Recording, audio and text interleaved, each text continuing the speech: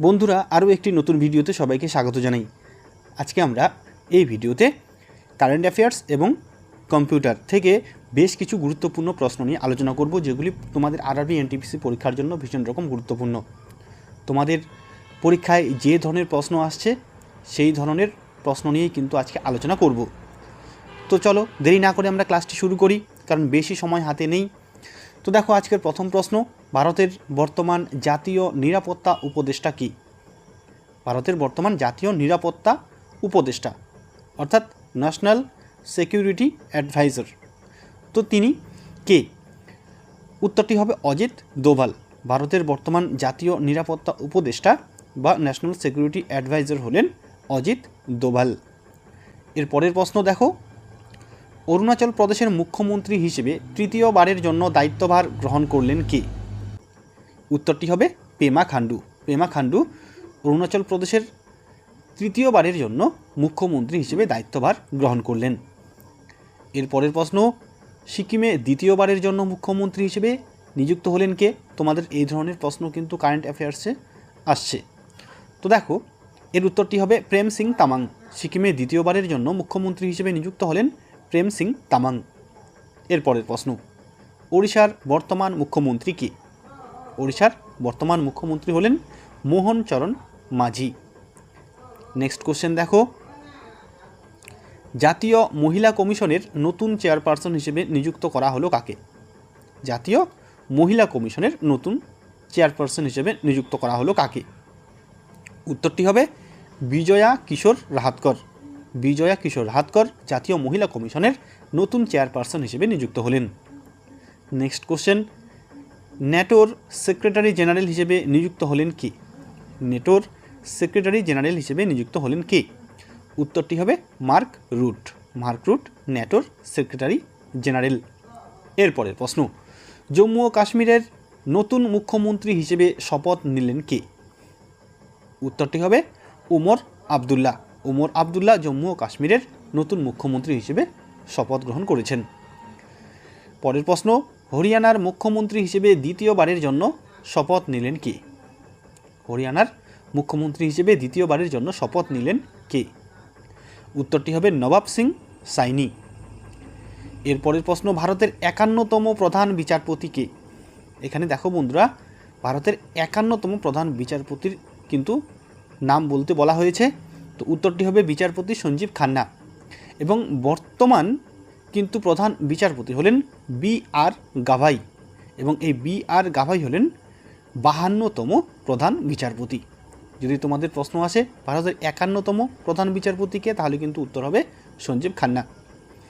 Next question দেখো, ভারতের নতুন কন্ট্রোলার অ্যান্ড অডিটর জেনারেল বা ক্যাক হিসেবে নিযুক্ত হলেন কি? উত্তরটি হবে কে সঞ্জয় মূর্তি। খুবই কিন্তু গুরুত্বপূর্ণ প্রশ্ন। এই ক্যাক থেকে প্রশ্ন প্রত্যেকবার পরীক্ষায় আসে। তাহলে ভারতের নতুন কন্ট্রোলার অ্যান্ড অডিটর জেনারেল বা ক্যাক হিসেবে নিযুক্ত হলেন কে? উত্তরটি হবে কে সঞ্জয় মূর্তি। এবং এই কে সঞ্জয় মূর্তি হলেন 15তম ক্যাক, ঠিক আছে। এবং 14তম ক্যাক কে ছিলেন? গিরিশচন্দ্র মুর্মু, ঠিক আছে। 14তম কন্ট্রোলার অ্যান্ড অডিটর জেনারেল বা ক্যাক ছিলেন গিরিশচন্দ্র মুর্মু। এরপরের প্রশ্ন, ঝাড়খণ্ডের নতুন মুখ্যমন্ত্রী নিযুক্ত হলেন কি? ঝাড়খণ্ডের নতুন মুখ্যমন্ত্রী নিযুক্ত হলেন হেমন্ত সোরেন, ঠিক আছে। এরপরের প্রশ্ন, জাতীয় মানবাধিকার কমিশন, জাতীয় মানবাধিকার কমিশনের বর্তমান চেয়ারপারসন কি? উত্তরটি হবে ভি রামা সুব্রহ্মণ্যম। ভি রামা সুব্রহ্মণ্যম হলেন জাতীয় মানবাধিকার কমিশনের বর্তমান চেয়ারপারসন। ভারতের বর্তমান প্রধান নির্বাচন কমিশনার বা চিফ ইলেকশন কমিশনার কি? উত্তরটি হবে জ্ঞানেশ কুমার। ভারতের বর্তমান প্রধান নির্বাচন কমিশনার বা চিফ ইলেকশন কমিশনার হলেন জ্ঞানেশ কুমার। নেক্সট প্রশ্ন, ভারতের বর্তমান উপরাষ্ট্রপতির নাম কি? ভারতের বর্তমান উপরাষ্ট্রপতি হলেন জগদীপ ধনকর। এরপরের প্রশ্ন দেখো, ভারতের বর্তমান অর্থমন্ত্রী কে? ভারতের বর্তমান অর্থমন্ত্রী হলেন নির্মলা সীতারামন, ঠিক আছে। নির্মলা সীতারামন হলেন ভারতের বর্তমান অর্থমন্ত্রী। এবারের প্রশ্ন, সম্প্রতি কোন রাজ্য সরকার দেশি গরুকে রাজ্যমাতা গোমাতা ঘোষণা করেছে? তাহলে সম্প্রতি কোন রাজ্য দেশি গরুকে রাজ্যমাতা গোমাতা হিসেবে ঘোষণা করেছে? উত্তরটি হবে মহারাষ্ট্র। এর পরের প্রশ্ন, সম্প্রতি কোন দেশ ভারতের জাতিসংঘ নিরাপত্তা পরিষদের স্থায়ী সদস্য পদের জন্য সমর্থন জানিয়েছে? তাহলে জাতিসংঘ নিরাপত্তা পরিষদের স্থায়ী সদস্য পদের জন্য ভারতকে সমর্থন করেছে কোন দেশ? উত্তরটি হবে ভুটান। নেক্সট কোশ্চেন দেখো, সাম্প্রতিককালে দিল্লির মুখ্যমন্ত্রী হিসেবে কে নির্বাচিত হয়েছেন? উত্তরটি হবে রেখা গুপ্তা। রেখা গুপ্তা সাম্প্রতিককালে দিল্লির মুখ্যমন্ত্রী হিসেবে নির্বাচিত হয়েছেন। এবারের প্রশ্ন, ভারতের 58তম ব্যাঘ্র সংরক্ষণ মাধব জাতীয় উদ্যান কোথায় অবস্থিত? 58তম ব্যাঘ্র সংরক্ষণ মাধব জাতীয় উদ্যান কোথায় অবস্থিত? উত্তরটি হবে মধ্যপ্রদেশ। ঠিক আছে, মধ্যপ্রদেশে 58তম ব্যাঘ্র সংরক্ষণ মাধব জাতীয় উদ্যান অবস্থিত। পরের প্রশ্ন, ডুরান্ড কাপ প্রতিযোগিতা 2024 জয়লাভ করেছে কোন দল? ডুরান্ড কাপ প্রতিযোগিতা 2024 জয়লাভ করেছে কোন দল? উত্তরটি হবে নর্থ ইস্ট ইউনাইটেড। এবারে দেখো, 38তম জাতীয় গেমস বা ন্যাশনাল গেমস কোথায় অনুষ্ঠিত হলো? 38তম জাতীয় গেমস বা ন্যাশনাল গেমস কোথায় অনুষ্ঠিত হলো? উত্তরটি হবে উত্তরাখণ্ড। উত্তরাখণ্ডের দেরাদুন শহরে এই 38তম জাতীয় গেমস বা ন্যাশনাল গেমস অনুষ্ঠিত হয়েছে। এবারের প্রশ্ন, 38তম ন্যাশনাল গেমসে কোন দল সবচেয়ে বেশি পদক পেয়েছে? তাহলে এই যে 38তম ন্যাশনাল গেমস উত্তরাখণ্ডের দেরাদুনে অনুষ্ঠিত হয়ে গেল, সেখানে কোন দল সবচেয়ে বেশি পদক পেয়েছে? উত্তরটি হবে services sports control board. Services sports control board 38তম ন্যাশনাল গেমসে সবচেয়ে বেশি পদক পেয়েছে। পরের প্রশ্ন, নবম শীতকালীন এশিয়ান গেমস 2025 কোন দেশে অনুষ্ঠিত হয়েছে? নবম শীতকালীন এশিয়ান গেমস কোন দেশে অনুষ্ঠিত হয়েছে? উত্তরটি হবে চীন। নেক্সট কোশ্চেন দেখো, নবম শীতকালীন এশিয়ান গেমসে কোন দেশ সবচেয়ে বেশি পদক জয়লাভ করেছে? এরও উত্তর হবে কিন্তু চীন। নবম শীতকালীন এশিয়ান গেমস চীন দেশে অনুষ্ঠিত হয়েছিল এবং এই চীন কিন্তু সবচেয়ে বেশি পদক জয়লাভ করেছে এই নবম শীতকালীন এশিয়ান গেমসে। পরের প্রশ্ন দেখো, 2024 সালের প্যারিস অলিম্পিকে ভারত মোট কয়টি পদক পেয়েছে? 2024 সালের প্যারিস অলিম্পিকে ভারত মোট পদক পেয়েছে 6টি। এর মধ্যে একটি রৌপ্য এবং 5টি ব্রোঞ্জ পদক। পরের প্রশ্ন, 2024-এর ডিসেম্বরে অনুষ্ঠিত 11তম প্রো কাবাডি লিগ জয়ী দল কোনটি? 2024-এর ডিসেম্বরে 11তম প্রো কাবাডি লিগ অনুষ্ঠিত হয়েছিল। এখানে কোন দল জয়ী হয়েছিল? উত্তরটি হবে হরিয়ানা স্টিলার্স। 2024 সালের MS স্বামীনাথন পুরস্কার কে পেলেন? 2024-এর MS স্বামীনাথন পুরস্কার পেয়েছেন BR কম্বোজ। নেক্সট কোশ্চেন, 2024 সালের ফেব্রুয়ারিতে ফ্রান্সের সর্বোচ্চ বেসামরিক সম্মান দ্য লেজিয়ন অফ অনারে কে ভূষিত হলেন? 2024 সালের ফেব্রুয়ারিতে ফ্রান্সের সর্বোচ্চ বেসামরিক সম্মান দি লেজিয়ন অফ অনারে কে ভূষিত হলেন? উত্তরটি হবে শশী থারুর। এবারের প্রশ্ন, 2024 সালের বিজ্ঞান রত্ন বিভাগে রাষ্ট্রীয় বিজ্ঞান পুরস্কার কে পেয়েছেন? 2024 সালের বিজ্ঞান রত্ন বিভাগে রাষ্ট্রীয় বিজ্ঞান পুরস্কার কে পেয়েছেন? উত্তরটি হবে প্রফেসর গোবিন্দরাজন পদ্মনাভন। প্রফেসর গোবিন্দরাজন পদ্মনাভন 2024 সালের বিজ্ঞান রত্ন বিভাগে রাষ্ট্রীয় বিজ্ঞান পুরস্কার পেয়েছেন। পরের প্রশ্ন দেখো, সাম্প্রতিককালে কোন উর্দু কবি 59তম জ্ঞানপীঠ পুরস্কারে সম্মানিত হলেন? তাহলে সাম্প্রতিককালে কোন উর্দু কবি 59তম জ্ঞানপীঠ পুরস্কারে সম্মানিত হলেন? উত্তরটি হবে বিনোদ কুমার শুক্লা। পরের প্রশ্ন, 58তম জ্ঞানপীঠ পুরস্কার যৌথভাবে কে পেয়েছেন? 58তম জ্ঞানপীঠ পুরস্কার যৌথভাবে কে পেয়েছেন? উত্তরটি হবে জগৎগুরু রাম ভদ্রাচার্য এবং গুলজার। জগৎগুরু রাম ভদ্রাচার্য এবং গুলজার যৌথভাবে 58তম জ্ঞানপীঠ পুরস্কার লাভ করেছেন। পরের প্রশ্ন, 2026 সালের শীতকালীন অলিম্পিক গেমস কোথায় অনুষ্ঠিত হবে? 2026 সালের শীতকালীন অলিম্পিক গেমস কোথায় অনুষ্ঠিত হবে? উত্তরটি হবে ইতালি। ঠিক আছে, ইতালিতে 2026 সালের শীতকালীন অলিম্পিক গেমস অনুষ্ঠিত হবে। পরের প্রশ্ন, 2028 সালের গ্রীষ্মকালীন অলিম্পিক প্রতিযোগিতা কোথায় অনুষ্ঠিত হবে? 2028 সালের গ্রীষ্মকালীন অলিম্পিক প্রতিযোগিতা কোথায় অনুষ্ঠিত হবে? তোমাদের এই ধরনের কিন্তু প্রশ্ন পরীক্ষা আসে। তো উত্তরটি হবে লস এঞ্জেলস, মার্কিন যুক্তরাষ্ট্র। ঠিক আছে, 2028 সালের গ্রীষ্মকালীন অলিম্পিক্স প্রতিযোগিতা লস এঞ্জেলস, মার্কিন যুক্তরাষ্ট্রের লস এঞ্জেলস শহরে অনুষ্ঠিত হবে। এবারের প্রশ্ন, 2026 সালের এশিয়ান গেমস কোথায় অনুষ্ঠিত হবে? উত্তরটি হবে জাপান। 2026 সালের এশিয়ান গেমস অনুষ্ঠিত হবে জাপানে। পরের প্রশ্ন, 2026 সালের কমনওয়েলথ গেমস কোথায় অনুষ্ঠিত হবে?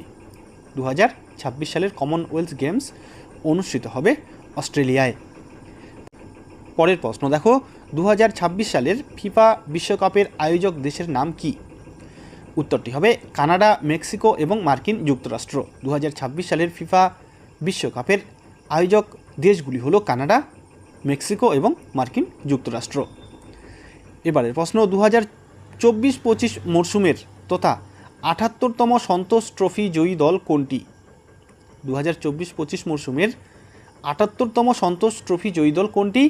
উত্তরটি হবে বাংলা দল 2024-25 মরশুমের 78তম সন্তোষ ট্রফি জয়লাভ করেছে। এবারের প্রশ্ন, 2024 সালের ওয়ার্ল্ড চেস চ্যাম্পিয়নশিপ জয়ী হয়েছেন কে?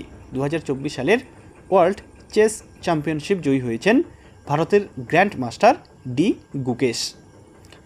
এবারের প্রশ্ন, কোন ব্যাংক সম্প্রতি মহিলাদের আর্থিক ক্ষমতায়নে অ্যারাইস উইমেন্স সেভিংস অ্যাকাউন্ট চালু করেছে? উত্তরটি হবে এক্সিস ব্যাংক। এক্সিস ব্যাংক সম্প্রতি মহিলাদের আর্থিক ক্ষমতায়নে অ্যারাইস উইমেন্স সেভিংস অ্যাকাউন্ট চালু করেছে। পরের প্রশ্ন, ওয়ার্ল্ড ব্যাংক সম্প্রতি কোথায় এলিমেন্ট প্রজেক্ট বাস্তবায়নের জন্য 225.5 মিলিয়ন মার্কিন ডলার প্রদান করতে চলেছে?